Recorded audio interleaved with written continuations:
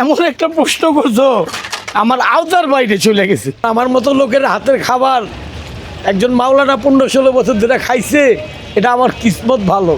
এই প্রশ্নটার উত্তর আমার আওতার বাইরে। কারণ অনেক ছাত্র অনেক সময় দোকান বন্ধ থাকলে অন্য কিছু নিয়ে যায়, এটা আমি দায়ী না। আল্লাহ যাতে তারা অন্যরা না ফিরায়, আমিও আমার জন্য দোয়া করি। এটা বলতে পারি না, তবে অনেক ছাত্র গোপনে জিজ্ঞাসা করে, সেলিম ভাই কিছু লাগবো, কোনো কিছু দরকার। দেখো, তোমারও যদি কেউ ভালো না বাসে, তুমি 15-16 বছর থাকতে পারবে না। এই ছাত্রগুলো আমার জিনিস খায়, আমারে ভালোবাসে, এই জন্য আমি 15-16 বছর এখানে আছি। এদের ঋণ আমি শোধ করতে পারবো না। মিথ্যা বলে লাভ নাই। খারাপ ভালো যাই রান্না করি, এই ছাত্রগুলোই বেশিরভাগ কিনা খায়। বাইরে থেকে কেউ রিক্সাতে আমার খাবার খাইতে আসে একদিন, কয়দিন। আর এই ছাত্রগুলা হয় আসর নামাজের পর, না হলে এশার নামাজের পর এই দোকান থেকে খাবারগুলা কিনা নেয়।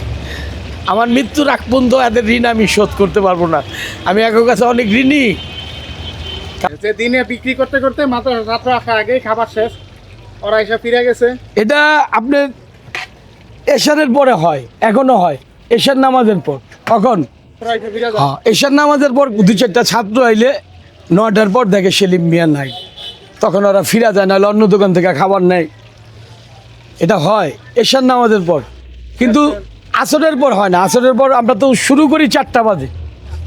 4টা বাজে আমরা শুরু করি, ওরা আসর নামাজ শেষ করে রাস্তায় হাঁটতে পারলে এই খাবারগুলা প্যাকেট করে নিয়ে মাদ্রাসায় চলে যায়।